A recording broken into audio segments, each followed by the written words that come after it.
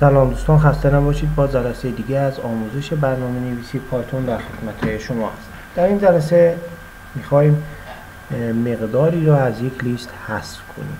تا این جلسه تونستیم مقدارهایی رو به یک لیست اضافه کرده یا دو لیست رو با هم دیگه ترکیب کنیم. در این جلسه میخوایم با دستور ریموو که برای حذف یک مقدار از داخل لیست به کار میره با هم دیگه کار کنیم.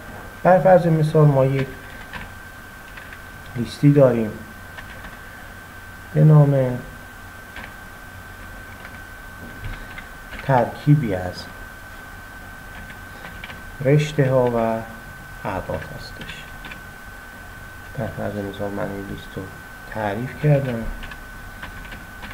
خب میخوام مقداری از این لیست رو حذف کنم. بر فرض مثال من میخوام مقدار احمد رو از لیستم حذف کنم. فقط کافیه نام لیست رو نوشته از دستور داخلی لیست، یعنی به عنوان ریموو ازش استفاده کنم. یعنی ریموو رو بنویسم.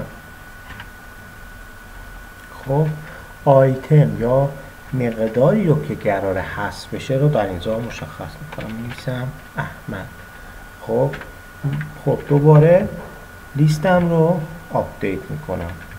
خب اینم از آپدیت لیستم. اگه ذخیره کنم و برم برای اجرا، مقدار احمد باید از لیست من حذف شده باشه. ببینید دوستان، یونس 1 و 2، پس مقدار احمد از لیست من حذف شد. پس اگه بخوایم مقداری از یک لیست حذف کنیم فقط کافیه مقابل دستور ریموو مقدار مورد نظر خودمون رو نوشته و دوباره لیست رو آپدیت کنیم. در این صورت